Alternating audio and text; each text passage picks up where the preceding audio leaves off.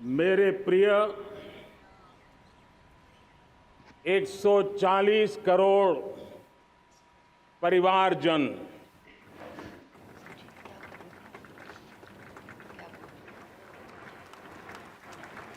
दुनिया का सबसे बड़ा लोकतंत्र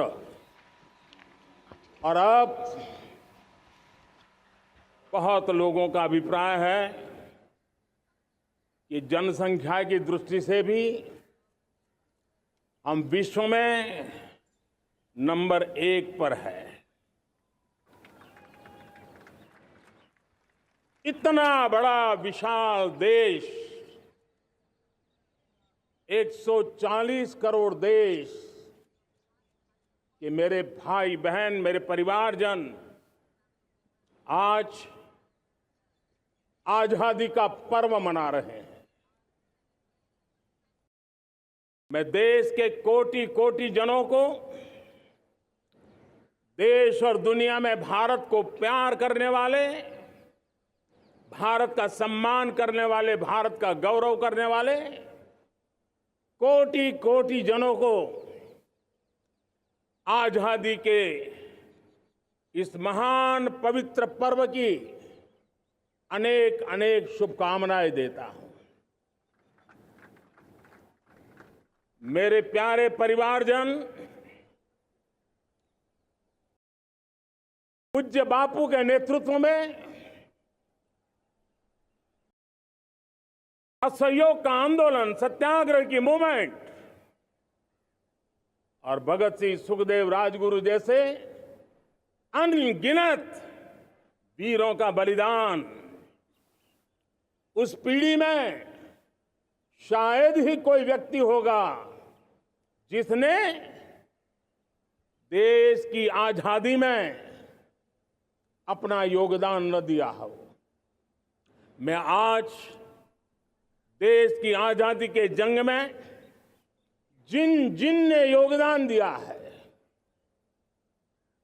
बलिदान दिए हैं, त्याग किया है, तपस्या की है, उन सबको आदरपूर्वक नमन करता हूं, उनका अभिनंदन करता हूं। आज 15 अगस्त महान क्रांतिकारी और अध्यात्म जीवन के ऋषितुल्य प्रणेता श्री अरबिंदो की 150वीं जयंती पूर्ण हो रही है। ये वर्ष स्वामी दयानंद सरस्वती के 150वीं जयंती का वर्ष है। ये वर्ष रानी दुर्गावती के 500वीं जन्मशती का बहुत ही पवित्र अवसर है, जो पूरा देश बड़े धामधूम से मनाने वाला है। ये वर्ष मीराबाई, भक्ति योग की सिरमौर मीराबाई के 525 वर्ष का भी ये पावन पर्व है। ये बार जो 26 जनवरी हम मनाएंगे, वो हमारे गणतंत्र दिवस की 75वीं वर्षगांठ होगी। अनेक प्रकार से अनेक अवसर, अनेक संभावनाएं राष्ट्र निर्माण में जुटे रहने के लिए पल पल नई प्रेरणा, पल पल नई चेतना, पल पल सपने, पल पल संकल्प, शायद इससे बड़ा कोई अवसर नहीं हो सकता। मेरे प्यारे परिवारजन, इस बार प्राकृतिक आपदा ने देश के अनेक हिस्सों में अकल्पनीय संकट पैदा किए। जिन परिवारों ने इस संकट में सहन किया है, मैं उन सभी परिवारजनों के प्रति अपनी संवेदना प्रकट करता हूं और राज्य और केंद्र सरकार मिलकर के उन सभी संकटों से जल्दी से मुक्त होकर के फिर तेज गति से आगे बढ़ेंगे, ये मैं विश्वास दिलाता हूं। मेरे प्यारे परिवारजनों, पिछले कुछ सप्ताह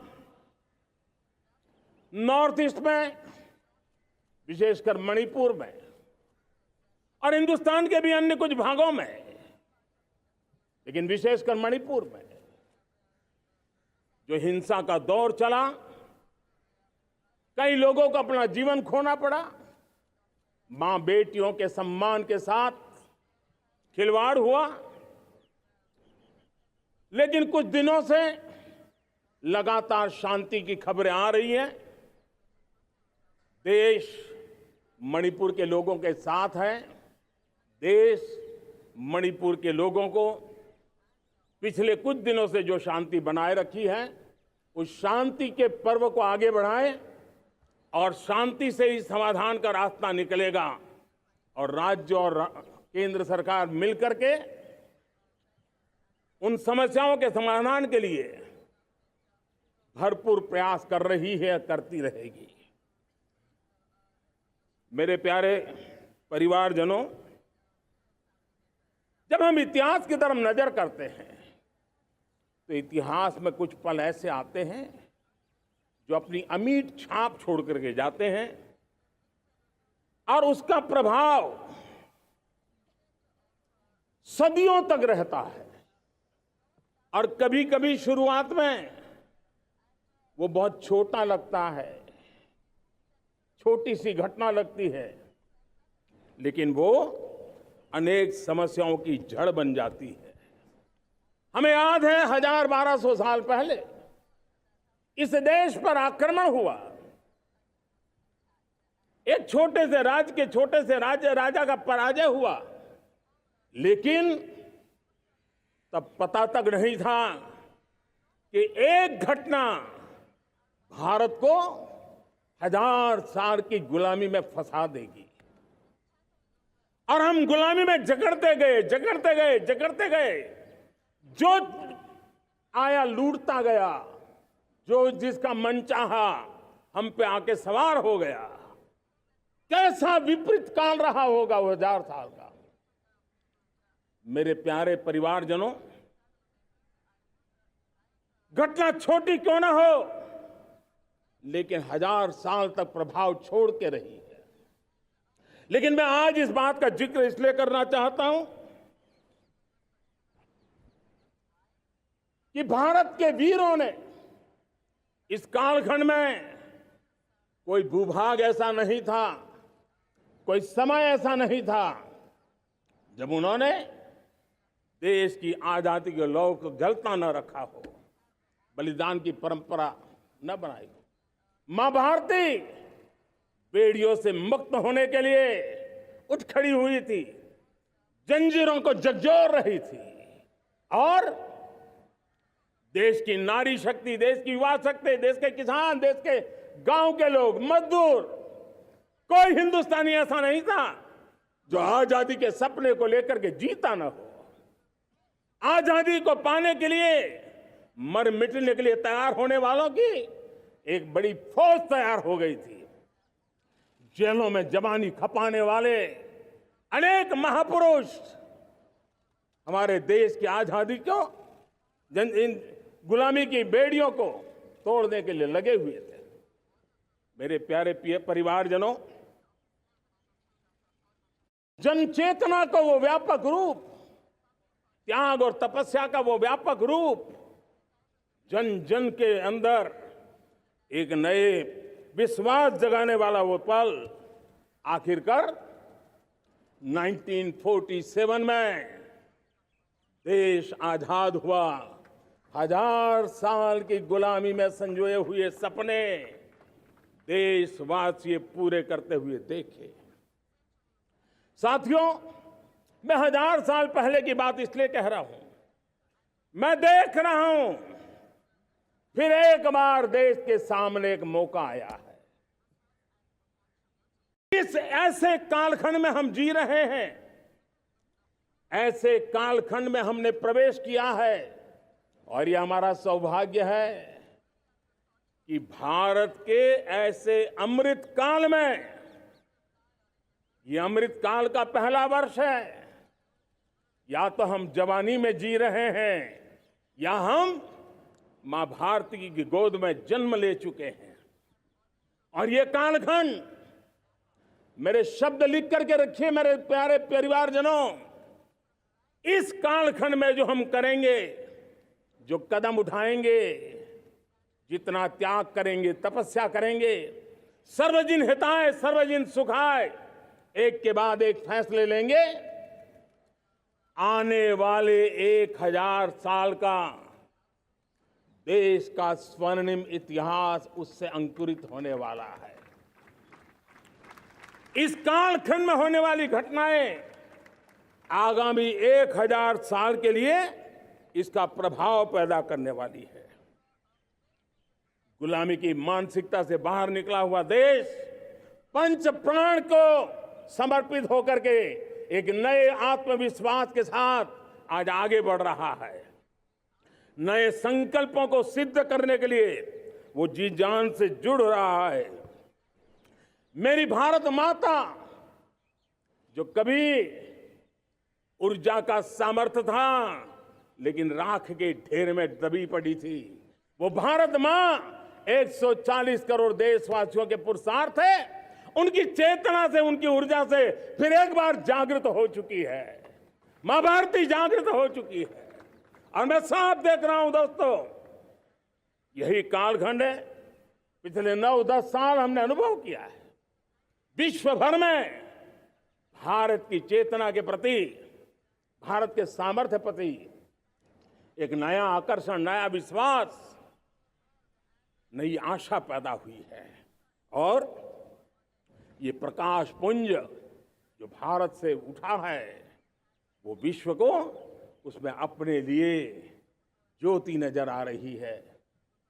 विश्व को एक नया विश्वास पैदा हो रहा है। हमारा सौभाग्य है, कुछ ऐसी चीजें हमारे पास हैं जो हमारे पूर्वजों ने हमें विरासत में दी है और वर्तमान कालखंड ने गढ़ी है। आज हमारे पास डेमोग्राफी है, आज हमारे पास डेमोक्रेसी है, आज हमारे पास डाइवर्सिटी है। डेमोग्राफी, डेमोक्रेसी और डाइवर्सिटी की ये त्रिवेणी भारत के हर सपने को साकार करने का सामर्थ्य रखती है। आज पूरे विश्व में वहां देशों की उम्र ढल रही है, ढलाव पर है, तब भारत यौवन की तरफ ऊर्जावान होकर के बढ़ रहा है। कितने बड़े गौरव का कालखंड है कि आज 30 साल की कम आयु की जनसंख्या दुनिया में सर्वाधिक कहीं है तो ये मेरे भारत मां की गोद में है, ये मेरे देश में है। और 30 साल से कम उम्र की नौजवान हो मेरे देश के पास हो, कोटि कोटि भुजाएं हो, कोटि कोटि मस्तिष्क हो, कोटि कोटि सपने, कोटि कोटि संकल्प हो, तो भाइयों बहनों, मेरे प्रिय परिवारजनों, हम इच्छित परिणाम प्राप्त करके रह सकते हैं। मेरे प्यारे परिवारजनों, देश का भाग्य ऐसी घटनाएं बदल देती है, यह सामर्थ्य देश के भाग्य को बदल देता है। भारत 1000 साल की गुलामी और आने वाले 1000 साल के भव्य भारत के बीच में पड़ाव पर हम खड़े हैं, एक ऐसी संधि पर खड़े हैं। और इसलिए अब हमें न रुकना है, न दुविधा में जीना है। मेरे प्यारे परिवारजनों, हमें खोई हुई उस विरासत का गर्व करते हुए, खोई हुई समृद्धि को प्राप्त करते हुए, हमें फिर एक बार, और ये बात मान के चले, हम जो भी करेंगे, हम जो भी कदम उठाएंगे, हम जो भी फैसला लेंगे, वो अगले 1000 साल तक अपनी दिशा निर्धारित करने वाला है, भारत के भाग्य को लिखने वाला है। मैं आज मेरे देश के नौजवानों को, मेरे देश की बेटे बेटियों को ये जरूर कहना चाहूंगा, जो सौभाग्य आज मेरे युवाओं को मिला है, ऐसा सौभाग्य शायद ही किसी के नसीब होता है जो आपके नसीब हुआ है। और इसलिए हमें ये गंवाना नहीं है। युवा शक्ति पर मेरा भरोसा है, युवा शक्ति में सामर्थ्य है, और हमारी नीतियां, हमारी रीतियां भी उस युवा सामर्थ्य को और बल देने के लिए है। आज मेरे युवाओं ने दुनिया में पहले 3 स्टार्टअप इकोसिस्टम में भारत को स्थान दिला दिया है। विश्व के युवाओं को अचंभा हो रहा है भारत के इस सामर्थ्य को लेकर के, भारत की इस ताकत को देख करके। आज दुनिया टेक्नोलॉजी ड्रिवन है और आने वाला युग टेक्नोलॉजी से प्रभावित रहने वाला है, और तब टेक्नोलॉजी में भारत की जो टैलेंट है उसकी एक नई भूमिका रहने वाली है। साथियों, मैं पिछले दिनों G20 समिट में बाली गया था, और बाली में दुनिया के समृद्ध देश, दुनिया के विकसित देश भी, उनके मुखिया मुझे भारत की डिजिटल इंडिया की सफलता के लिए बारीकियों से जानने के लिए इच्छुक थे। हर कोई इसका सवाल पूछता था, और जब मैं उनको कहता था कि भारत ने जो कमाल किया है ना, वो दिल्ली, मुंबई, चेन्नई तक सीमित नहीं है।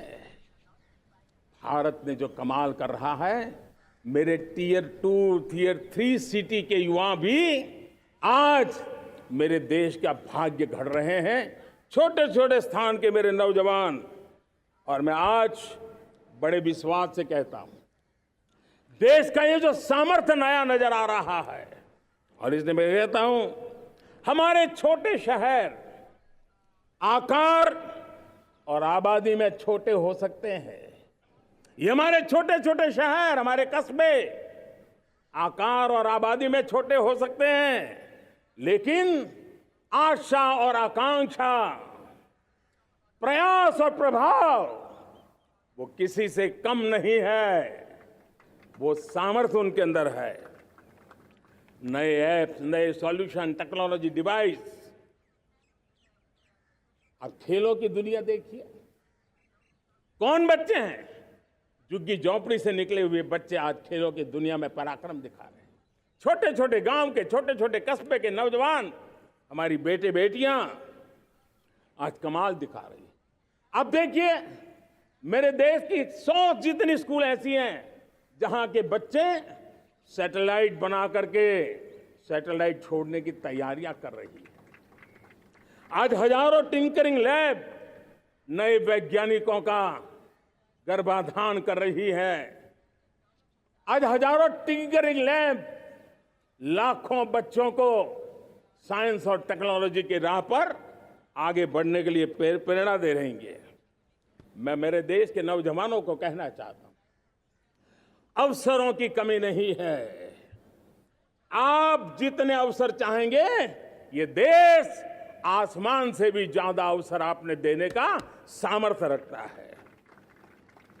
मैं आज लाल किले की प्राचीर से मेरे देश की माताओं, बहनों, मेरे देश की बेटियों को हृदय से अभिनंदन करना चाहता हूं। देश आज जब पहुंचा है, अब विशेष शक्ति जुड़ रही है मेरी माताओं बहनों के सामर्थ्य की। आज देश प्रगति की राह पर चल पड़ा है, तो मैं मेरे किसान भाई बहनों का भी अभिनंदन करना चाहता हूं। ये आप ही का पुरुषार्थ है, ये आप ही का परिश्रम है कि देश आज कृषि क्षेत्र में आगे बढ़ रहा है। मैं मेरे मजदूरों का, मेरे श्रमिकों का, मेरे प्रिय परिवारजन, ऐसे कोटि कोटि श्रमिकों को आज मैं नमन करता हूं, उनका अभिनंदन कर रहा हूं। देश आज जो आधुनिकता की ओर बढ़ रहा है, विश्व की तुलना करने वाले सामर्थ्य के साथ नजर आ रहा है, उसके पीछे मेरे देश के मजदूरों का, मेरे देश के श्रमिकों का बहुत बड़ा योगदान है। आज समय कहता है कि लाल किले की प्राचीर से मैं उनका अभिनंदन करूं, उनका अभिवादन करूं, और ये मेरे परिवारजन 140 करोड़ देशवासी, मेरे इन श्रमिकों का, रेहड़ी पटरी वालों का, फूल सब्जी बेचने वालों का हम सम्मान करते हैं। मेरे देश को आगे बढ़ाने में, मेरे देश को प्रगति की नई ऊंचाई पर ले जाने में प्रोफेशनल्स की बहुत बड़ी भूमिका है, बढ़ती रही है। चाहे साइंटिस्ट हो, चाहे इंजीनियर्स हो, डॉक्टर्स हो, नर्सेज हो, शिक्षक हो, आचार्य हो, यूनिवर्सिटीज हो, गुरुकुल हो, हर कोई मां भारती का भविष्य उज्जवल बनाने के लिए अपनी पूरी ताकत से लगा हुआ है। मेरे प्यारे परिवारजनों, राष्ट्रीय चेतना वो एक ऐसा शब्द है जो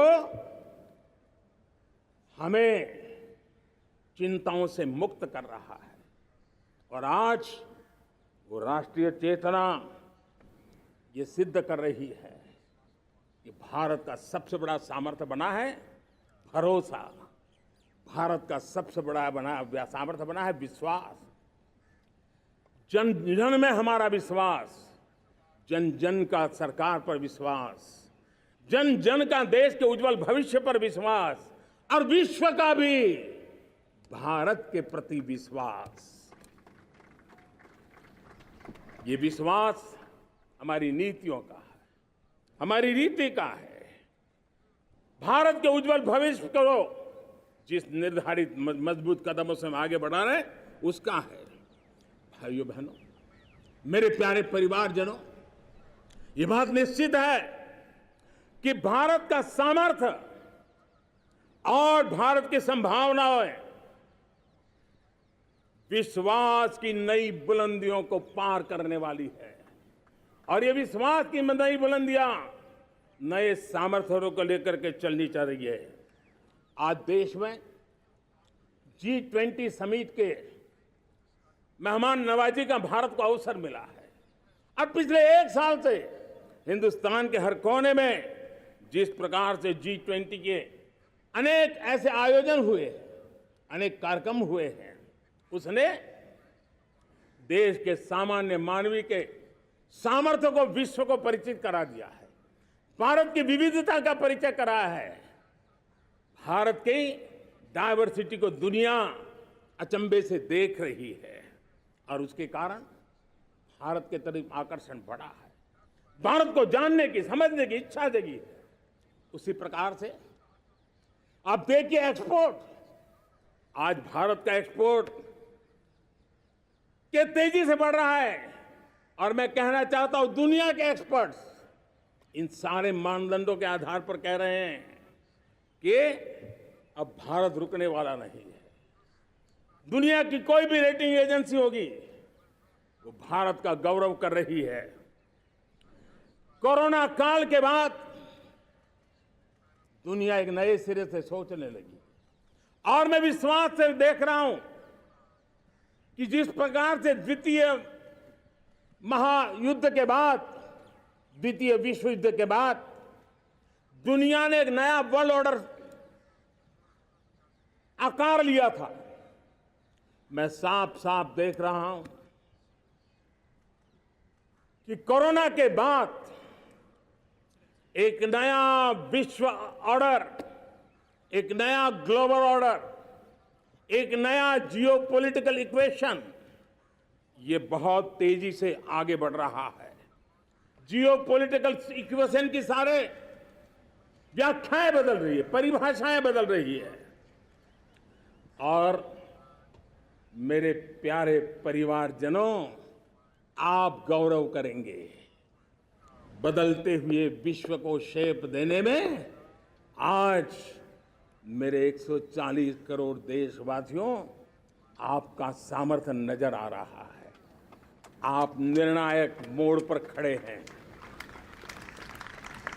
और कोरोना काल में भारत ने जिस प्रकार से देश को आगे बढ़ाया, दुनिया ने हमारे सामर्थ्य को देखा है।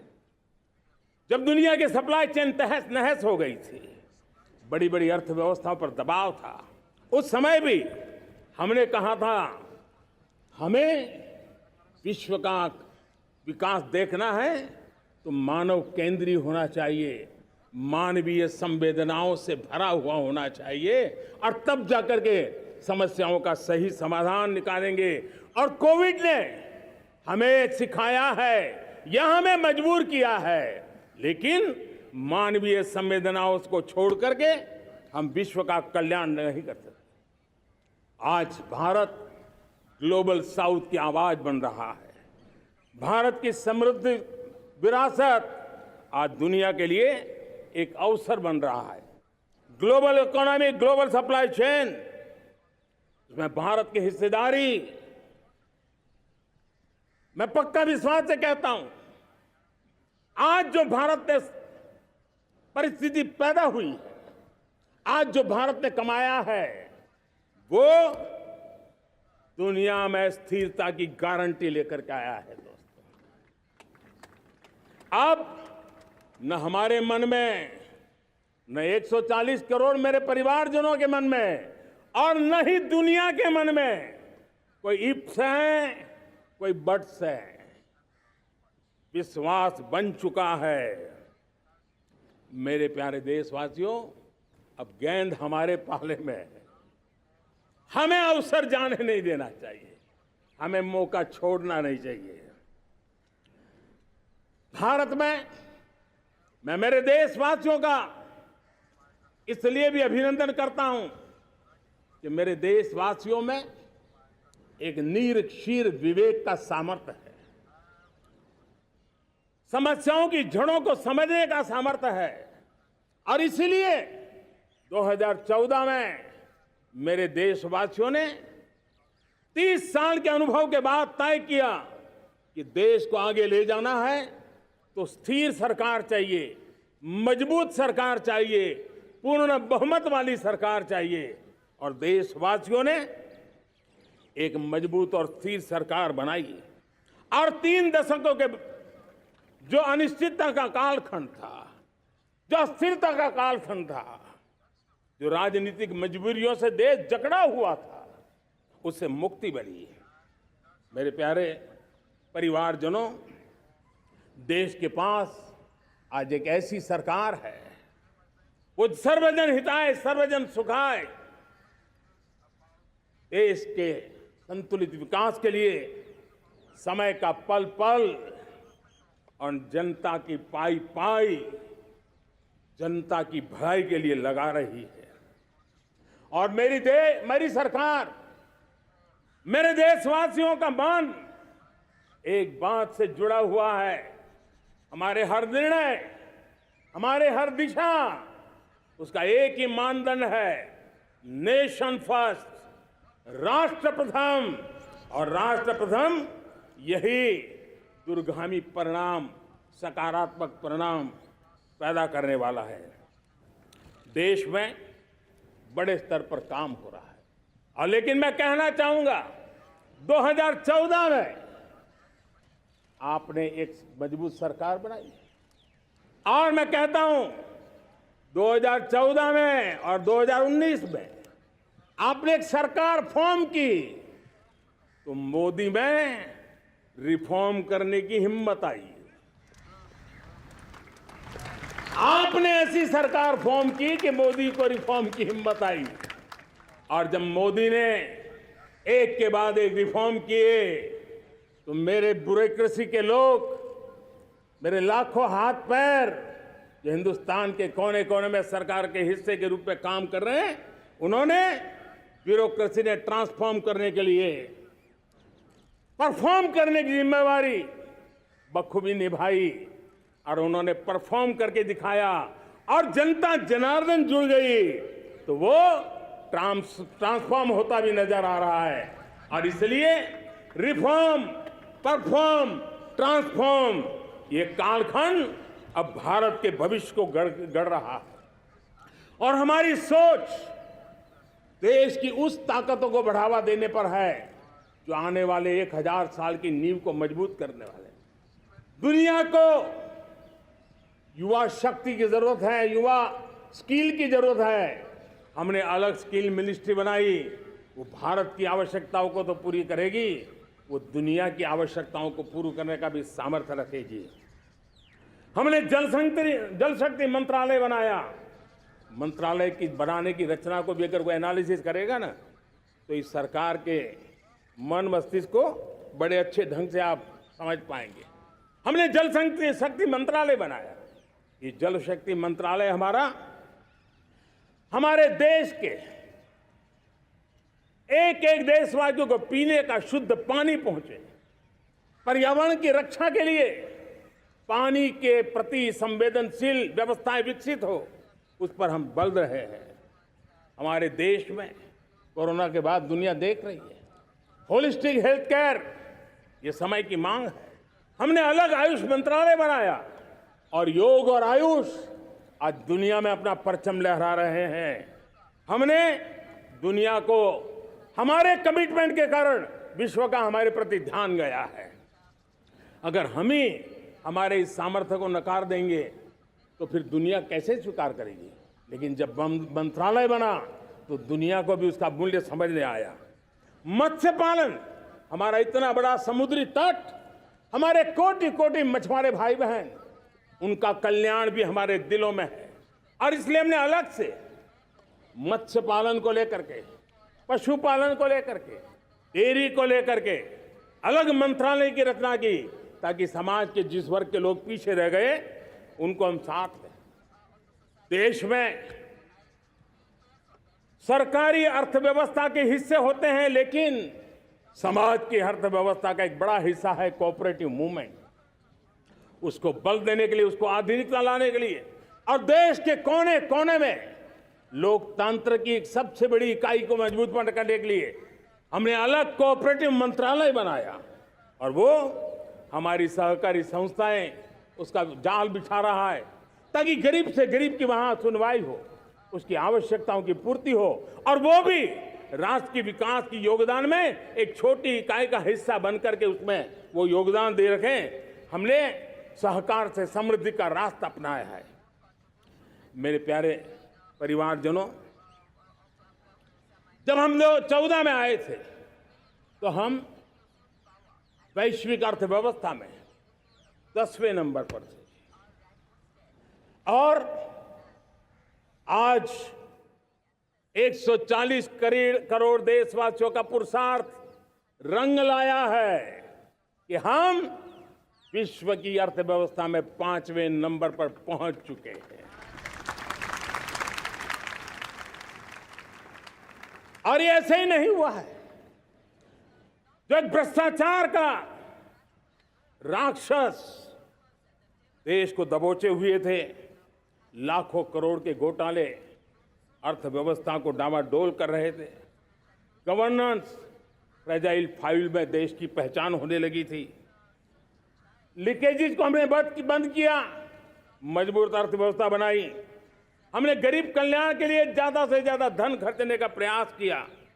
और आज मैं देशवासियों को बताना चाहता हूं कि जब देश आर्थिक रूप से समृद्ध होता है तो सिर्फ तिजोरी नहीं भरती है, देश का सामर्थ्य बढ़ता है, देशवासियों का सामर्थ्य बढ़ता है।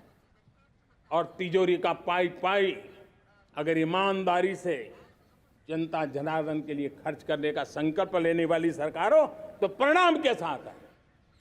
मैं 10 साल का हिसाब तिरंगे की साक्षी में लाल किले की प्राचीर से मेरे देशवासियों को दे रहा हूं। आंकड़े देख करके आपको लगेगा इतना बड़ा बदलाव, इतना बड़ा सामर्थ्य। 10 साल पहले राज्यों को 30 लाख करोड़ रुपए भारत सरकार की तरफ से जाते थे।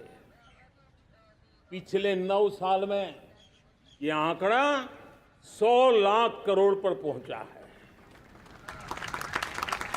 पहले स्थानीय निकाय के विकास के लिए भारत सरकार के खजाने से 70,000 करोड़ रुपया जाता था।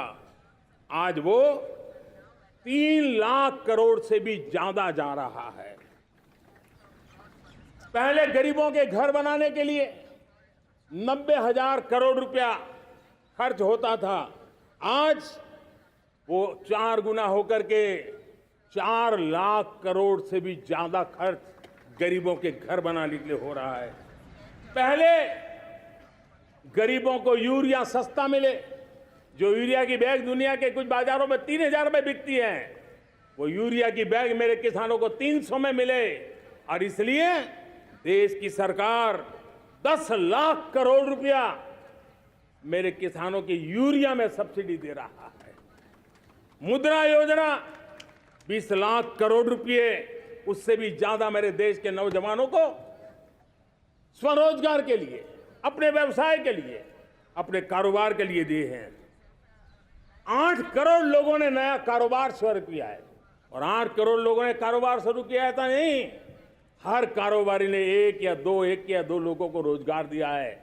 8 से 10 करोड़ नए लोगों को रोजगार देने का सामर्थ्य ये मुद्रा योजना से लाभ लेने वाले 8 करोड़ नागरिकों को रहा है। एमएसएमईज को करीब 3.5 लाख करोड़ रुपए की मदद से कोरोना के संकट में भी उनको डूबने नहीं दिया, मरने नहीं दिया, उनको एक ताकत दी है। 1 रैंक 1 पेंशन मेरे देश के सेना के जवानों का एक सम्मान का विषय था। 70,000 करोड़ रुपया भारत की तिजोरी से आज पहुंचा है, मेरे निवृत्त सेना के नायकों के जेब में, उनके परिवार में पहुंचा है। सभी कैटेगरी में, मैंने तो कुछ ही गिनाए, मैं ज्यादा समय लेना नहीं चाहता। हर कैटेगरी में पहले की तुलना में अनेक गुना धन देश के विकास के लिए, कोने कोने में रोजगार पैदा करने के लिए, पाई पाई का उपयोग भारत का भाग्य बदलने के लिए हो, और इसलिए हमने काम किया है। और मेरे प्यारे प्रियजनों, इतना ही नहीं, हमने इन सारे प्रयासों का परिणाम है कि आज 5 साल के मेरे कार्यकाल में, 5 साल के कार्यकाल में, 5 साल में 13.5 करोड़ मेरे गरीब भाई बहन गरीबी की जंजीरों को तोड़ करके न्यू मिडिल क्लास के रूप में बाहर आए हैं। जीवन का इससे बड़ा कोई संतोष नहीं होता। मेरे प्यारे प्रिय परिवारजनों, और जब 13.5 करोड़ लोग गरीबी की इस मुसीबतों से बाहर निकलते हैं, तो कैसी कैसी योजनाएं उनको मदद दी है। उनको आवास योजना का लाभ मिलना, पीएम स्वनिधि से 50,000 करोड़ रुपया रेहड़ी पटरी वालों तक पहुंचाया है। आने वाले दिनों में, आने वाली विश्वकर्मा जयंती पर एक कार्यक्रम हम लागू करेंगे। इस विश्वकर्मा जयंती पर हम करीब 13-15 हजार करोड़ रुपया से, जो परंपरागत कौशल्य से रहने वाले लोग, जो औजार से और अपने हाथ से काम करने वाला वर्ग है, ज्यादातर ओबीसी समुदाय से, हमारे सुथार हो, हमारे सोनार हो, हमारे राजमिस्त्री हो, हमारे कपड़े धोने वाले काम करने वाले लोग हो, हमारे बाल काटने वाले भाई बहन परिवार हो, ऐसे लोगों को एक नई ताकत देने के लिए हम आने वाले महीने में विश्वकर्मा जयंती पर विश्वकर्मा योजना लॉन्च करेंगे और करीब 13-15 हजार करोड़ से उसका प्रारंभ करेंगे। हमने पीएम किसान सम्मान निधि में 2.5 लाख करोड़ रुपया सीधा मेरे देश के किसानों के खाते में जमा किया है। हमने जल जीवन मिशन, हर घर में शुद्ध पानी पहुंचे, 2 लाख करोड़ रुपया खर्च किया है। हमने आयुष्मान भारत योजना, ताकि गरीब को बीमारी के कारण अस्पताल जाने से जो मुसीबत होती थी उसको मुक्ति दिलाना, उसको दवाई मिले, उसका उपचार हो, ऑपरेशन हो, अच्छे से अच्छी हॉस्पिटल में हो।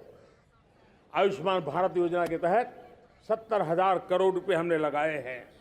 पशुधन, देश ने कोरोना वैक्सीन की बात तो देश को याद है, 40,000 करोड़ रुपए लगाए, वो तो याद है। लेकिन आपको जानकर के खुशी होगी, हमने पशुधन को बचाने के लिए करीब करीब 15,000 करोड़ रुपया पशुधन के टीकाकरण के लिए लगाया है। मेरे प्यारे देशवासियों, मेरे प्यारे परिवारजनों, जन औषधि केंद्रों ने देश के सीनियर सिटीजन्स को, देश के मध्यम वर्गीय परिवार को एक नई ताकत दी है। जिस संयुक्त परिवार में अगर किसी को एक डायबिटीज जैसा हो जाए, 2-3 हजार रुपया दवाई का बिल स्वाभाविक हो जाता है। हमने जन औषधि केंद्र से जो दवाई बाजार में 100 रुपये में मिलती है, वो 10 रुपया, 15 रुपया, 20 रुपये में दी। और आज देश में 1000 जन औषधि केंद्रों से मेरे इन बीमारी में जिनको दवाई की जरूरत थी, ऐसे लोगों के करीब 20,000 करोड़ रुपया उनके जेब में बचा है। और ये ज्यादातर मध्यम वर्ग के परिवार के लोग हैं। लेकिन आज उसकी सफलता को देखते हुए मैं देशवासियों को कहना चाहता हूं, जैसे हम एक विश्वकर्मा योजना लेकर के समाज के उस वर्ग को छूने वाले हैं, अब देश में 10,000 जन औषधि केंद्र से हम 25,000 जन औषधि केंद्र का लक्ष्य लेकर के आने वाले दिनों में काम करने वाले हैं। मेरे प्यारे परिवारजनों, जब देश में गरीबी कम होती है तो देश की मध्यम वर्ग की ताकत बहुत बढ़ती है। और अगर दुनिया में, और मैं आपको विश्वास दिलाता हूं, आने वाले 5 साल में मोदी का गारंटी है, देश पहले 3 वैश्विक इकोनॉमी में अपना जगह ले लेगा। ये पक्का जगह ले लेगा। आज जो 13.5 करोड़ गरीबी से बाहर आए हुए लोग हैं, वो एक प्रकार से मध्यम वर्ग की ताकत बन जाते हैं। जब गरीब की खरीद शक्ति बढ़ती है तो मध्यम वर्ग की व्यापार शक्ति बढ़ती है। जब गांव की खरीद शक्ति बढ़ती है तब कस्बे और शहर की आर्थिक व्यवस्था और तेज गति से दौड़ती है। और यही इंटरकनेक्टेड हमारा अर्थचक्र होता है। हम उसको बल देकर के आगे चलना चाहते हैं।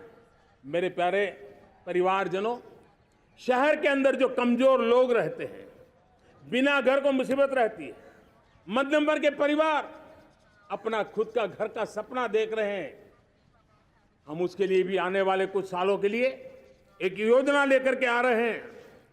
और जिसमें ऐसे मेरे परिवारजन जो शहरों में अपना घर, शहरों में रहते हैं लेकिन किराए के मकान पे रहते हैं, झुग्गी झोपड़ी में रहते हैं, चाल में रहते हैं, अनऑथराइज्ड कॉलोनीज में रहते हैं, ऐसे मेरे परिवारजन अगर अपना मकान बनाना चाहते हैं तो बैंक से जो लोन मिलेगा उसके ब्याज के अंदर राहत दे करके लाखों रुपयों की मदद करने का हमने निर्णय किया है।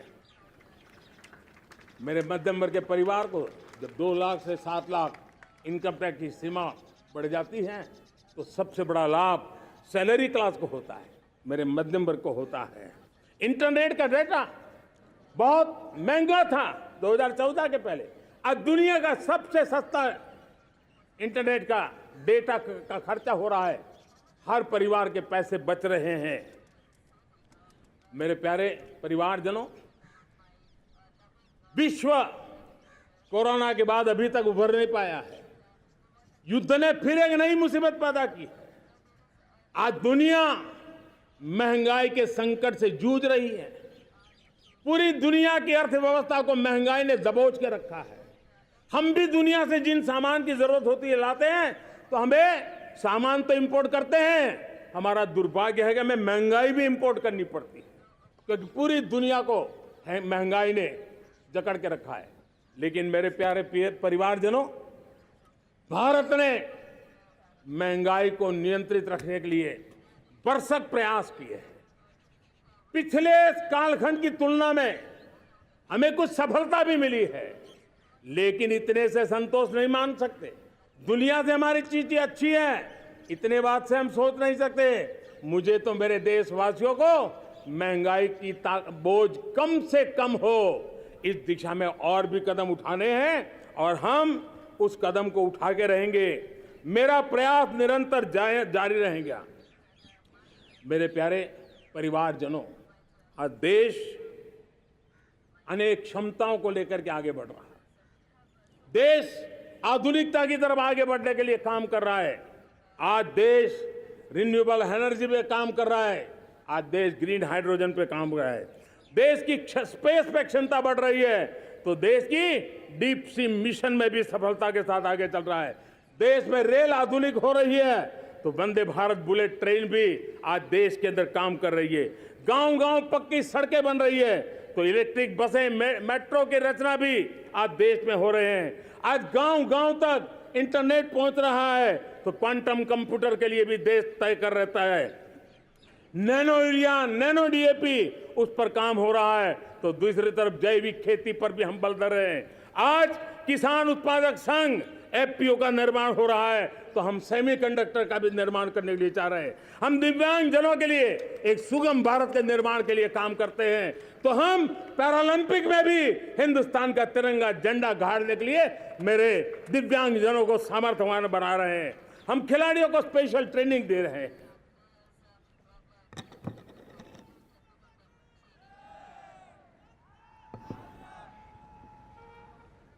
आज भारत पुरानी सोच, पुराने ढर्रे को छोड़ करके लक्ष्यों को तय करके लक्ष्यों को प्राप्त करने की दिशा से चल रहा है। और जब मैं कहता हूं ना कि जिसका शिलान्यास हमारी सरकार करती है, उसका उद्घाटन भी हमारे कालखंड में करते हैं। इन दिनों जो मैं शिलान्यास कर रहा हूं ना, आप लिख के रखिए, उसके उद्घाटन भी आप सबने मेरे नसीब में ही छोड़े हुए हैं। हमारी कार्य संस्कृति, बड़ा सोचना, दूर का सोचना, सर्वजन हिताय सर्वजन सुखाय सोचना, यह हमारी कार्यशैली रही है। और सोच से भी ज्यादा, संकल्प से भी ज्यादा हासिल कैसे करना, इस ऊर्जा के साथ हम काम करते हैं। हमने आजादी के काल अमृत महोत्सव में 75,000 अमृत सरोवर बनाने का संकल्प किया था। उस समय हमने हर जिले में 75 अमृत सरोवर बनाना संकल्प किया था। करीब 50-55 हजार अमृत सरोवर की कल्पना की थी, लेकिन आज करीब 75,000 अमृत सरोवर का काम निर्माण हो रहा है। ये अपने आप में बहुत बड़ा काम हो रहा है। जनशक्ति और जल शक्ति की ताकत भारत के पर्यावरण की रक्षा में भी काम आने वाली है। 18,000 गांवों तक बिजली पहुंचाना, जनधन बैंक खाते खोलना, बेटियों के लिए शौचालय बनाना, सारे टारगेट समय के पहले पूरी शक्ति से पूरे करेगा। और जब भारत ठान लेता है तो उसे पूरा करके रहता है। यह हमारा ट्रैक रिकॉर्ड कहता है। 200 करोड़ वैक्सीनेशन का काम, दुनिया हमें जब पूछती है 200 करोड़ सुनती है, उनकी आंखें फट जाती है। इतना बड़ा काम ये मेरे देश के आंगनवाड़ी वर्कर, हमारी आशा वर्कर, हमारी हेल्थ वर्कर, उन्होंने करके दिखाया। यह मेरे देश का सामर्थ्य है। 5G को रोल आउट किया, दुनिया में सबसे तेज गति से 5G रोल आउट करने वाला मेरा देश है। 700 से अधिक जिलों तक हम पहुंच चुके हैं और अब 6G की भी तैयारी कर रहे हैं। हमने टास्क फोर्स बना दिया है। रिन्यूएबल एनर्जी, हम टारगेट से पहले चले हैं। हमने रिन्यूएबल एनर्जी 2030 का जो टारगेट तय किया था, 21-22 में इसको पूरा कर दिया। हमने इथेनॉल में 20% ब्लेंडिंग की बात कही थी, वो भी हमने समय से 5 साल पहले पूरा कर दिया। हमने $500 बिलियन के एक्सपोर्ट की बात की थी, वो भी समय के पहले $500 बिलियन से ज्यादा कर दिया। हमने तय किया, जो हमारे देश में 25 साल से चर्चा हो रही थी कि देश में नई संसद बने, पार्लियामेंट का कोई सत्र ऐसा नहीं था नई संसद के। ये मोदी है, समय के पहले नई संसद बना करके रख दिया। मेरे प्यारे भाई बहनों, ये काम करने वाली सरकार है, निर्धारित लक्ष्यों को पार करने वाली सरकार है। ये नया भारत है, ये आत्मविश्वास से भरा हुआ भारत है। ये संकल्पों को चरितार्थ करने के लिए जी जान से जुटा हुआ भारत है। और इसलिए ये भारत न रुकता है, ये भारत न थकता है, ये भारत न हाँफता है और न ही ये भारत हारता है। और इसलिए मेरे प्यारे परिवारजनों, आर्थिक शक्ति बढ़ी है तो हमारी सामरिक शक्ति को भी एक नई ताकत मिली है। हमारी सीमाएं पहले से अधिक सुरक्षित हुई है और मेरे सीमा पर बैठे हुए मेरे जवान जो देश की सीमाओं की रक्षा कर रहे हैं और मेरे देश की आंतरिक सुरक्षा के संभालने वाले यूनिफॉर्म फोर्सेस, मैं आजादी के इस पावन पर्व पर उनको भी अनेक अनेक बधाई देते हुए मेरी बात को आगे बढ़ाता हूं। सेना का अधिकरण हो, हमारी सेना युवा बने, हमारी सेना बैटल के लिए रेडी, युद्ध योग्य बने, इसलिए निरंतर रिफॉर्म का काम आज हमारी सेना में हो रहा है। मेरे प्यारे परिवारजनों, आए दिन हम लोग सुना करते थे, यहां बम धमाका हुआ, वहां बम धमाका हुआ, हर जगह पे लिखा हुआ रहता था कि इस बैग को मत छूना, अनाउंसमेंट होते रहते थे। आज देश सुरक्षा की अनुभूति कर रहा है और जब सुरक्षा होती है, शांति होती है, तो प्रगति के नए अरमान हम पूरे कर सकते हैं। उसको लिए सीरियल बम धमाके का जमाना बीती हुई बात हो गई है। निर्दोषों के जो मौत होते थे वो बीते हुए कल की बात हो गई है। आज देश में आतंकी हमलों में भारी कमी आई है। नक्सल प्रभावित क्षेत्रों में भी बहुत बड़ा बदलाव आया है, बहुत बड़ा परिवर्तन का एक वातावरण बना है। मेरे प्यारे परिवारजनों, प्रगति के हर चीज में, लेकिन जब 2047 हम एक विकसित भारत का सपना लेकर के चल रहे हैं तब, और वो सपना नहीं, 140 करोड़ देशवासियों का संकल्प है और उस संकल्प को सिद्ध करने के लिए परिश्रम की पराकाष्ठा भी है। और उसकी सबसे बड़ी ताकत होती है वो राष्ट्रीय चरित्र होता है। दुनिया में जिन जिन देशों ने प्रगति की है, दुनिया में जो जो देश संकटों से वो पार करके निकले हैं, उसमें हर चीज के साथ साथ एक महत्वपूर्ण कैटलिक एजेंट रहा है, वो राष्ट्रीय चरित्र रहा है। और हमें राष्ट्रीय चरित्र के लिए और बल देते हुए हमें आगे बढ़ना होगा। हमारा देश, हमारा राष्ट्रीय चरित्र ओजस्वी हो, तेजस्वी हो, पुरुषार्थी हो, पराक्रमी हो, प्रखर हो, ये हम सबका सामूहिक दायित्व है। और आने वाले 25 साल हम एक ही मंत्र को लेकर चले, ये हमारे राष्ट्रीय चरित्र के सिरमौर होना चाहिए। एकता का संदेश, भारत की एकता को जीना, भारत की एकता को आंच आए, न ऐसी मेरी भाषा होगी, न ऐसा मेरा कोई कदम होगा। हर पल देश को जोड़ने का प्रयास मेरी तरफ से भी होता रहेगा। भारत की एकता हमें सामर्थ्य देती है। उत्तर हो, दक्षिण हो, पूर्व हो, पश्चिम हो, गांव हो, शहर हो, पुरुष हो, नारी हो, हम सब ने एकता के भाव के साथ और विविधता भरे देश में एकता का सामर्थ्य होता है। और दूसरी महत्व की बात मैं देख रहा हूं, अगर 2047 में हमें हमारे देश को विकसित भारत के रूप में देखना है तो हमें श्रेष्ठ भारत के मंत्र को जीना होगा, हमें चरितार्थ करना होगा। अब हमारे प्रोडक्शन में, मैंने 2014 में कहा था जीरो डिफेक्ट, जीरो इफेक्ट। दुनिया के किसी भी टेबल पर मेक इन इंडिया चीज हो तो दुनिया को विश्वास होना चाहिए, इससे बेहतर दुनिया में कुछ नहीं हो सकता है। ये अल्टीमेट होगा। हमारी हर चीज, हमारी सर्विसेज होगी तो श्रेष्ठ होगी, हमारे शब्द की ताकत होगी तो श्रेष्ठ होगी, हमारी संस्थाएं होगी तो श्रेष्ठ होगी, हमारी निर्णय प्रक्रियाएं होगी तो श्रेष्ठ होगी। ये श्रेष्ठता का भाव लेकर के हमें चलना होगा।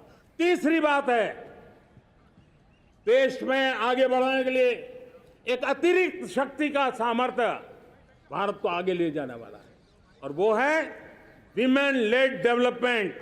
आज भारत गर्व से कह सकता है कि दुनिया में नागरिक उड्डयन में अगर किसी एक देश में सबसे ज्यादा विमेन पायलट हैं तो मेरे देश में है।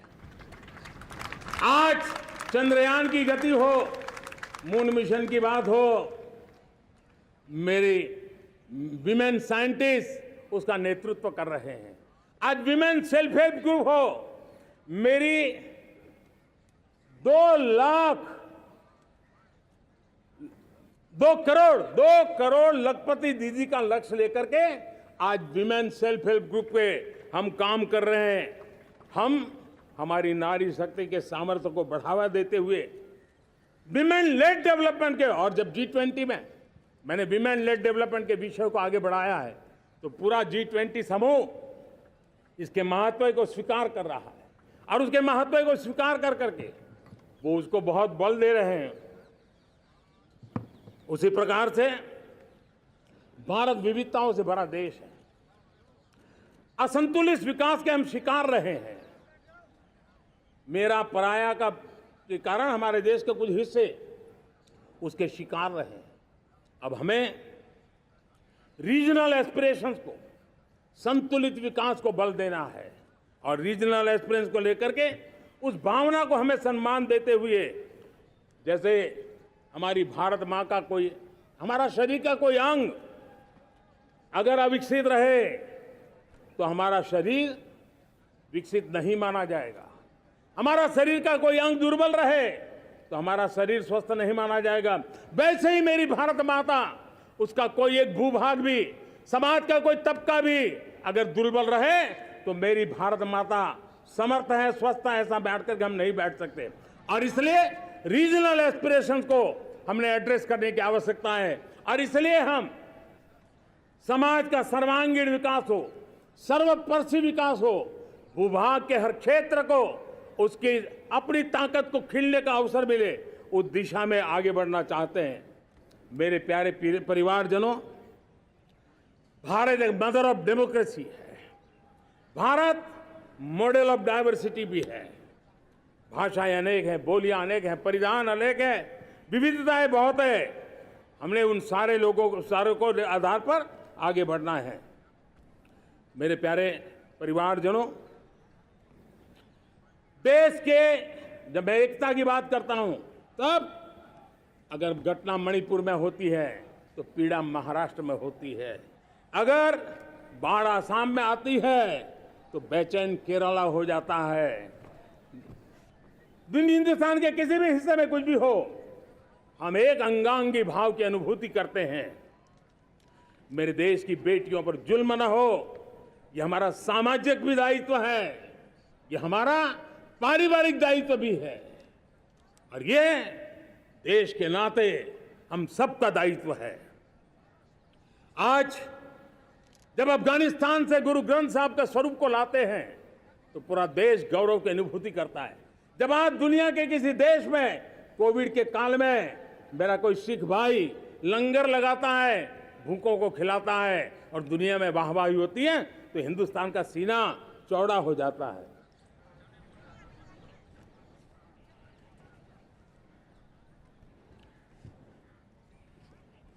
मेरे प्यारे परिवारजनों, हमारे लिए जब नारी सम्मान की बात करते हैं, मुझे अभी एक देश में दौरा कर रहा था, तो वहां एक बहुत ही सीनियर मिनिस्टर, उसने मुझे एक सवाल पूछा। उसने कहा, आपके यहाँ बेटियां साइंस और इंजीनियरिंग के विषयों की पढ़ाई करती हैं क्या? उसमें क्या था? मैंने उनको कहा, आज मेरे देश में लड़कों से ज्यादा बेटियां आज स्टेम यानी साइंस, टेक्नोलॉजी, इंजीनियरिंग और मैथ्स, अधिकतम भाग मेरी बेटियां ले रही। तो उनके लिए अचरज था। ये सामर्थ्य आज हमारे देश का देख रहा है। मेरे प्यारे परिवारजनों, आज 10 करोड़ महिलाएं विमेन सेल्फ हेल्प में जुड़ी हुई है, और विमेन सेल्फ हेल्प ग्रुप के साथ आप गांव में जाएंगे तो आपको बैंक वाली दीदी मिलेगी, आपको आंगनवाड़ी वाली दीदी मिलेगी, आपको दवाई देने वाली दीदी मिलेगी। और अब मेरा सपना है 2 करोड़ लखपति दीदी बनाने का, गांव में 2 करोड़ लखपति दीदी। और इसके लिए एक नया अभिगम भेजा, साइंस और टेक्नोलॉजी। हमारे गांव की महिलाओं का भी सामर्थ्य देखता हूं मैं, और इसलिए हम एक नई योजना सोच रहे हैं कि हमारे एग्रीकल्चर सेक्टर में टेक्नोलॉजी आए, एग्रीटेक को बल मिले। इसलिए विमेन सेल्फ हेल्प ग्रुप की बहनों को हम ट्रेनिंग देंगे, ड्रोन चलाने की, ड्रोन रिपेयरिंग की हम ट्रेनिंग देंगे, और हजारों ऐसे विमेन सेल्फ हेल्प ग्रुप को भारत सरकार ड्रोन देगी, ट्रेनिंग देगी, और हमारे एग्रीकल्चर के काम में ड्रोन की सेवाएं उपलब्ध हो। इसके लिए हम शुरुआत करेंगे। प्रारंभ हम 15,000 विमेन सेल्फ हेल्प ग्रुप के द्वारा ये ड्रोन की उड़ान का हम आरंभ कर रहे हैं।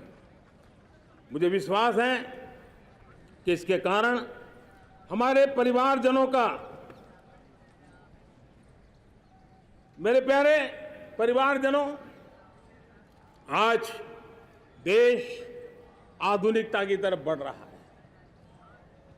हाईवे हो, रेलवे हो, एयरवे हो, हाईवेज हो, इंफॉर्मेशन वेज, वाटरवेज हो, कोई क्षेत्र ऐसा नहीं है जिस क्षेत्र को आगे बढ़ाने की दिशा में आज देश काम न करता हो।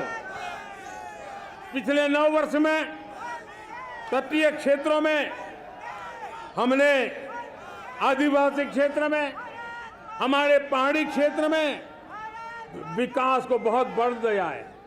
हमने पर्वतमाला, भारतमाला ऐसी योजनाओं के द्वारा समाज के उस वर्ग को हमने बल दिया है। हमने गैस की पाइपलाइन से हमारे पूर्वी भारत को जोड़ने का काम किया है।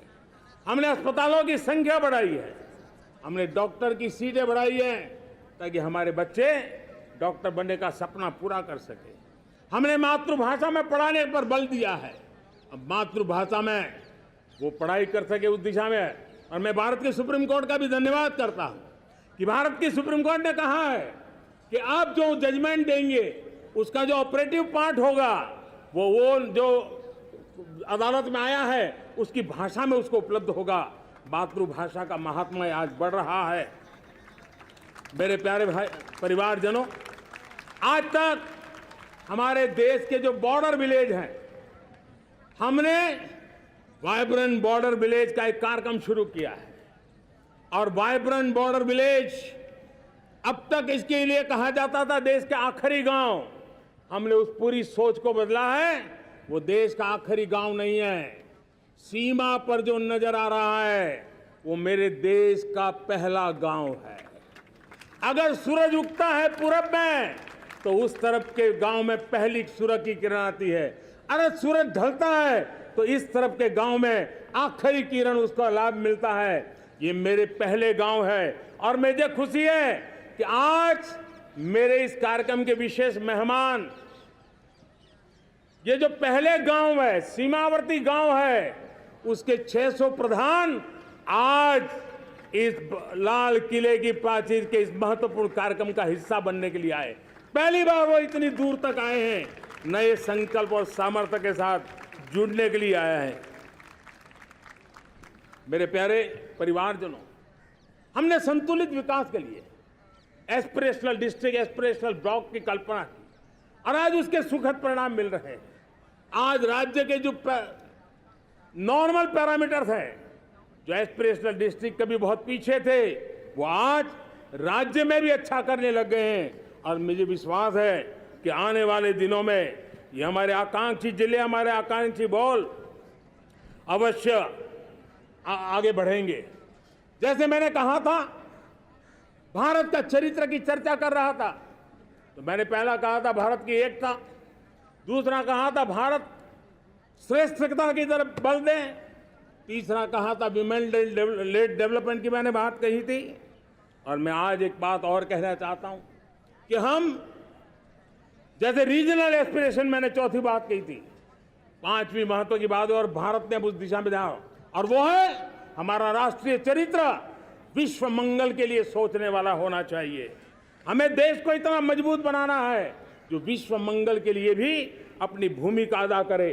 और आज कोरोना के बाद मैं देख रहा हूं जिस प्रकार से संकट की घड़ी में देश ने दुनिया की मदद की, उसका परिणाम है कि आज दुनिया में हमारा देश एक विश्व मित्र के रूप में, विश्व का अटूट साथी के रूप में आज मेरे देश की पहचान बनी है। हमें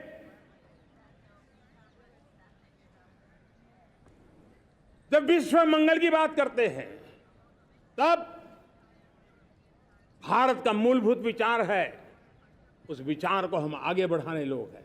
और मुझे खुशी है कि आज अमेरिकी संसद के भी कई चुने हुए गणमान्य प्रतिनिधि भी आज हमारे 15 अगस्त के इस अवसर में हमारे बीच में मौजूद है। भारत की सोच कैसी है, हम विश्व मंगल की बात को कैसे आगे बढ़ाते हैं। अब देखिए, हम जब सोचते हैं तो क्या कहते हैं, हमने दुनिया के सामने ये दर्शन रखा है और दुनिया उस दर्शन को लेकर के हमारे साथ जुड़ रही है। हमने कहा one sun, one world, one grid. Renewable energy के क्षेत्र में एक बहुत बड़ा हमारा स्टेटमेंट है, आज दुनिया उसको स्वीकार कर रही है। कोविड के बाद हमने दुनिया को कहा हमारा अप्रोच होना चाहिए वन अर्थ, वन हेल्थ। समस्याओं का समाधान तभी होगा जब मानव को, पशु को, पौधे को बीमारी के संबंध में समान रूप से एड्रेस किया जाएगा, तब जाकर के हम करेंगे। हमने G20 समिट के लिए दुनिया के सामने कहा है one world, one family, one future. इस सोच को लेकर के चल रहे हैं। हमने क्लाइमेट को लेकर के दुनिया जो संकट से जूझ रही है, हमने रास्ता दिखाया है, लाइफ मिशन लॉन्च किया है, लाइफस्टाइल फॉर एनवायरनमेंट। हमने दुनिया के सामने इंटरनेशनल सोलर अलायंस बनाया और आज दुनिया के कई देश इंटरनेशनल सोलर अलायंस का हिस्सा बन रहे हैं। हमने बायोडायवर्सिटी का महत्व देखते हुए बिग कैट अलायंस की व्यवस्था को हमने आगे बढ़ाया है।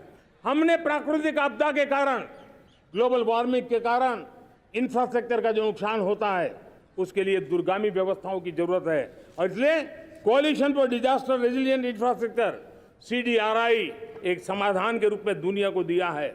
विश्व आज समुद्रों को संघर्ष का केंद्र बना रहा है, तब हमने दुनिया को सागर का प्लेटफॉर्म दिया है जो वैश्विक समुद्रिक शांति की गारंटी बन सकता है। हमने पारंपरिक चिकित्सा पद्धतियों को बल देते हुए WHO का ग्लोबल लेवल का सेंटर हिंदुस्तान में बनाने की दिशा में काम किया है। हमने योग और आयुष के द्वारा विश्व कल्याण और विश्व के स्वस्थता की दिशा में काम किया है और आज भारत विश्व मंगल की मजबूत नींव डाल रहा है।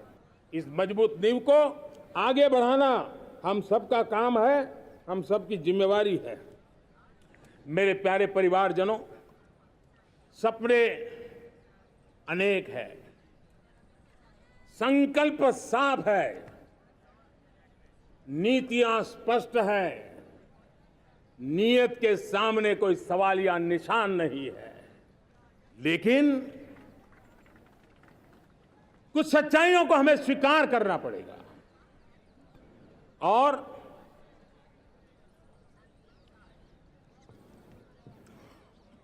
उसके समाधान के लिए मेरे प्रिय परिवारजनों, मैं आज लाल किले से आपकी मदद मांगने आया हूं। मैं लाल किले से आपके आशीर्वाद मांगने आया हूं, क्योंकि पिछले सालों मैंने देश को जो समझा है, देश की आवश्यकताओं को जो मैंने परखा है और अनुभव के आधार पर मैं कह रहा हूं कि आज गंभीरतापूर्वक उन चीजों को हमें लेना होगा। आजादी के अमृत काल में 2047 में जब देश आजादी के 100 साल मनाएगा, उस समय दुनिया में भारत का तिरंगा झंडा विकसित भारत का तिरंगा झंडा होना चाहिए।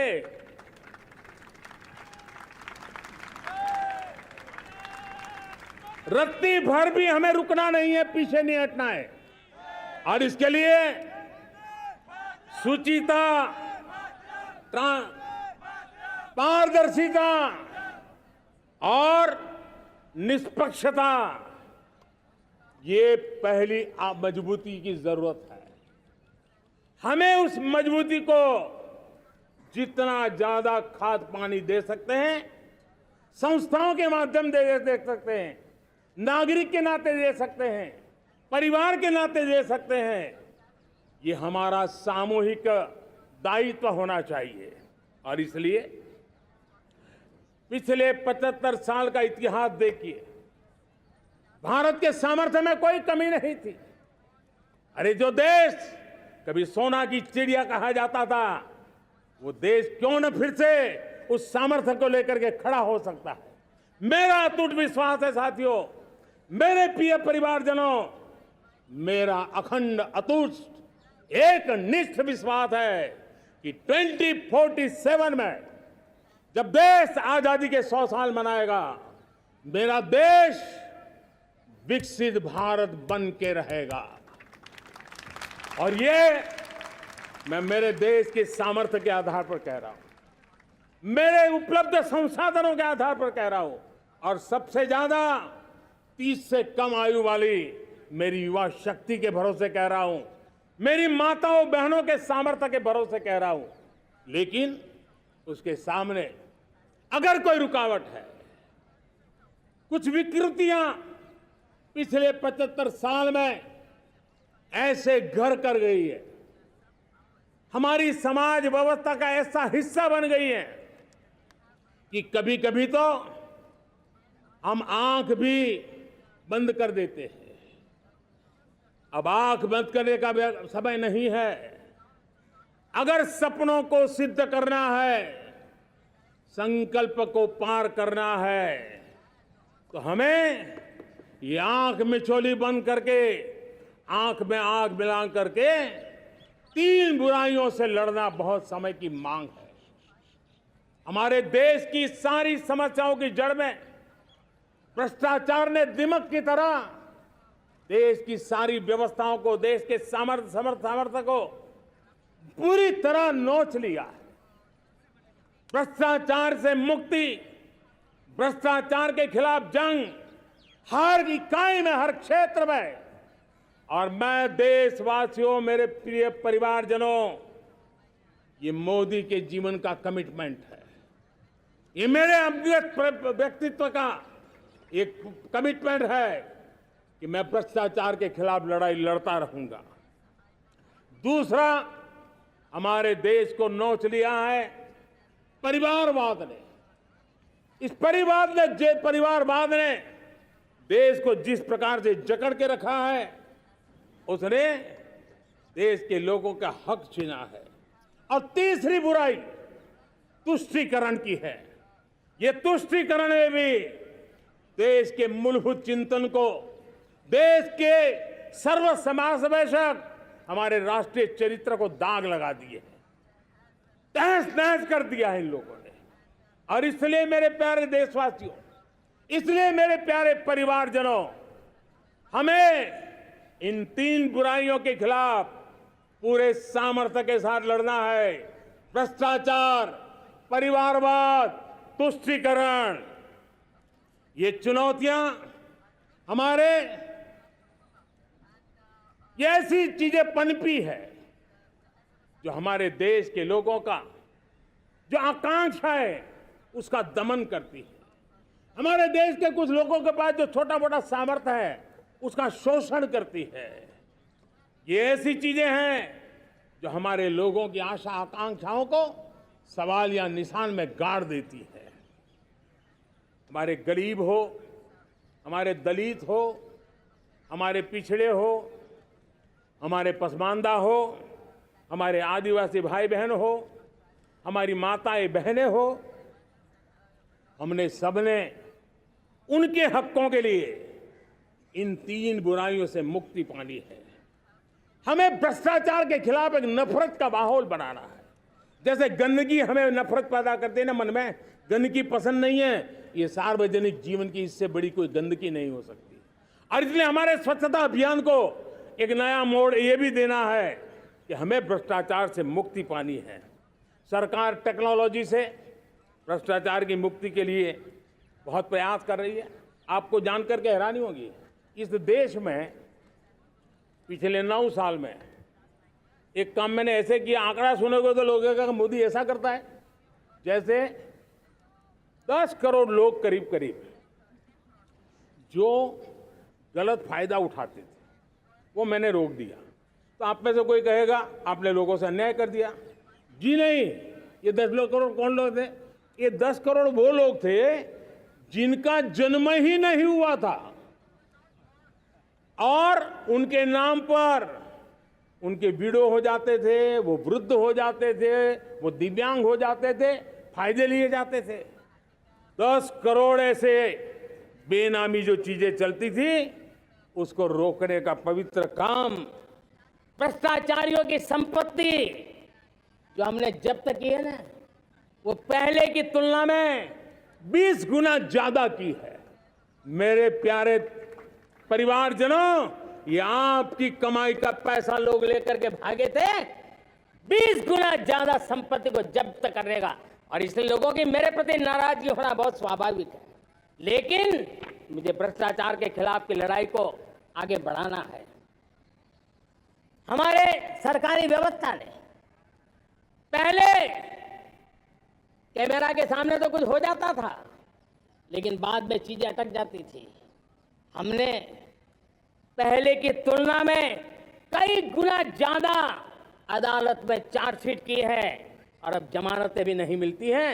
वैसी पक्की व्यवस्था को लेकर के हम आगे बढ़ रहे हैं, क्योंकि हम ईमानदारी से भ्रष्टाचार के खिलाफ लड़ रहे हैं। आज परिवारवाद और तुष्टीकरण, इसने देश का बहुत बड़ा दुर्भाग्य किया है।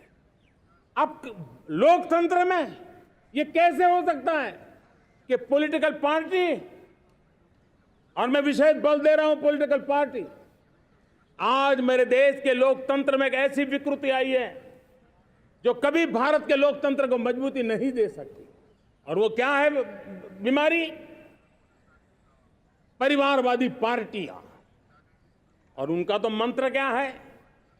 Party of the family, by the family and for the family. इनका तो जीवन मंत्र यही है कि उनकी पॉलिटिकल पार्टी, उनका राजनीतिक दल परिवार का, परिवार के द्वारा और परिवार के लिए, परिवारवाद और भाई भतीजावाद प्रतिभाओं के दुश्मन होते हैं, योग्यता को नकारते हैं, सामर्थ्य को स्वीकार नहीं करते हैं। और इसलिए परिवारवाद इस देश के लोकतंत्र की मजबूती के लिए उसकी मुक्ति जरूरी है। सर्वजन हिताय सर्वजन सुखाय, हर किसी को हक मिले इसलिए, और सामाजिक न्याय के लिए भी ये बहुत। उसी प्रकार से तुष्टीकरण ने सामाजिक न्याय का सबसे बड़ा नुकसान किया। अगर सामाजिक न्याय को तबाह किसने किया है तो ये तुष्टीकरण की सोच, तुष्टीकरण की राजनीति, तुष्टीकरण का सरकारी योजनाओं का तरीका, इसने सामाजिक न्याय को मौत के घाट उतार दिया है। और इसलिए हमें तुष्टीकरण, भ्रष्टाचार, ये विकास का सबसे बड़ा दुश्मन है। अगर देश विकास चाहता है, देश 2047 विकसित भारत का सपना का साकार करना चाहता है, तो हमारे लिए आवश्यक है कि हम किसी भी हालत में देश में भ्रष्टाचार को सहन नहीं करेंगे। इस मूड को लेकर के चलना चाहिए। मेरे प्यारे परिवारजनों, हम सबका एक बहुत बड़ा महत्वपूर्ण दायित्व है। आपने जिस प्रकार से जिंदगी जी है, हमारे आने वाली पीढ़ी को ऐसी जिंदगी जीने के लिए मजबूर करना, यह हमारा गुनाह है।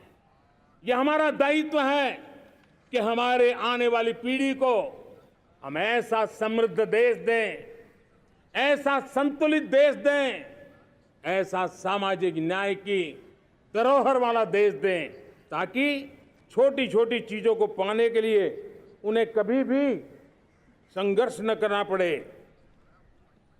हम सभी का कर्तव्य, हर नागरिक का कर्तव्य है, और ये अमृत काल कर्तव्य काल है। हम कर्तव्य से पीछे नहीं उठ सकते।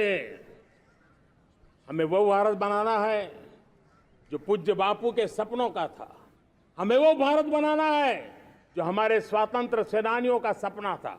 हमें वो भारत बनाना है जो हमारे वीर शहीदों का था, हमारी वीरांगनाओं का था, जिन्होंने मातृभूमि के लिए अपना जीवन दे दिया था। मेरे प्यारे परिवारजनों, मैं जब 2014 में आपके पास आया था, तब 2014 में मैं परिवर्तन का वादा लेकर के आया था। 2014 में मैंने आपको वादा किया था, मैं परिवर्तन लाऊंगा, और 140 करोड़ मेरे परिवारजन, आपने मुझ पे भरोसा किया और मैंने विश्वास पूरा करने की कोशिश की। रिफॉर्म, परफॉर्म, ट्रांसफॉर्म, वो 5 साल जो वादा था वो विश्वास में बदल गया, क्योंकि मैंने परिवर्तन का वादा किया था। रिफॉर्म, परफॉर्म, ट्रांसफॉर्म के द्वारा मैंने इस वादे को विश्वास में बदल दिया। कठोर परिश्रम किया है, देश के लिए किया है, शान से किया है, सिर्फ और सिर्फ नेशन फर्स्ट, राष्ट्र सर्वोपरि, इस भाव से किया है। 2019 में परफॉर्मेंस के आधार पर आप सबने मुझे फिर से आशीर्वाद दिया। परिवर्तन का वादा मुझे यहां ले आया, परफॉर्मेंस मुझे दोबारा ले आया, और आने वाले 5 साल अभूतपूर्व विकास के हैं। 2047 के सपने को साकार करने का सबसे बड़ा स्वर्णिम पल आने वाले 5 साल है।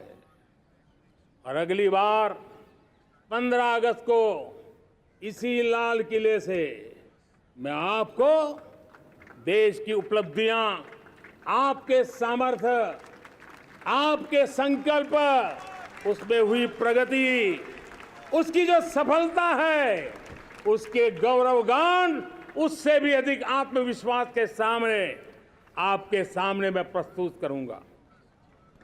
मेरे प्यारे प्रियजनों, मेरे परिवारजनों, मैं आप में से आता हूं, मैं आपके बीच से निकला हूं, मैं आपके लिए जीता हूं। अगर मुझे सपना भी आता है तो आपके लिए आता है।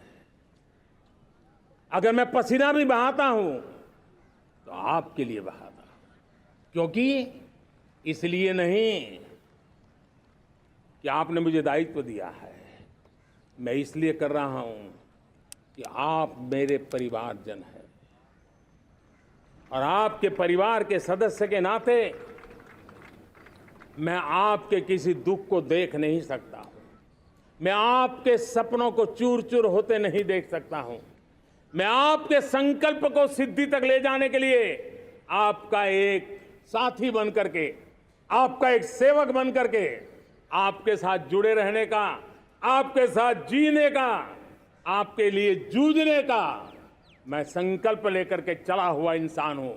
और मुझे विश्वास है, हमारे पूर्वजों ने आजादी के लिए जो जंग लड़ा था, जो सपने देखे थे, वो सपने हमारे साथ है। आजादी के जंग में जिन्होंने बलिदान दिया था, उनके आशीर्वाद हमारे साथ है और 140 करोड़ देशवासियों को एक ऐसा अवसर आया है। ये अवसर हमारे लिए एक बहुत बड़ा संबल लेकर के आया है और इसलिए मेरे प्यारे प्रियजनों, आज जब मैं अमृतकाल में आपके साथ बात कर रहा हूं, ये अमृतकाल का पहला वर्ष है।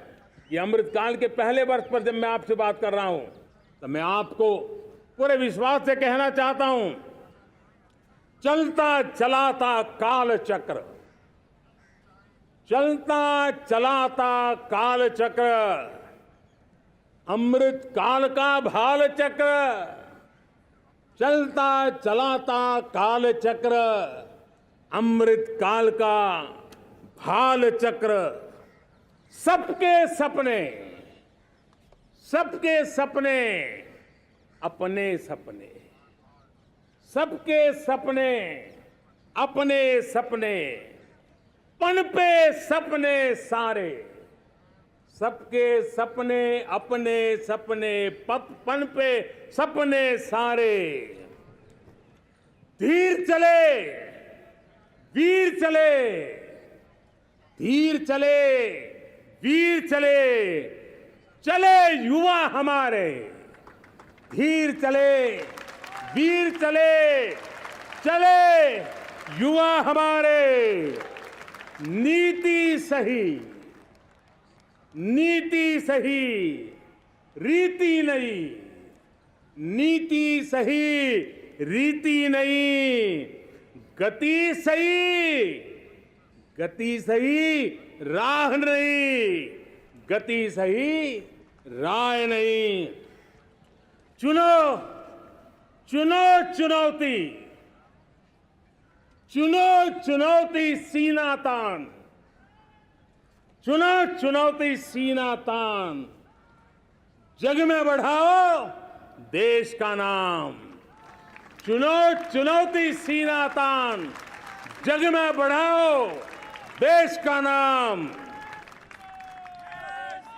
मेरे प्यारे परिवारजनों, हिंदुस्तान के कोने कोने में बैठे हुए मेरे परिवारजन, दुनिया के कोने कोने में जाकर के बसे हुए मेरे परिवारजन, आप सबको आजादी के पावन पर्व की फिर एक बार मैं बहुत बहुत शुभकामनाएं देता हूं।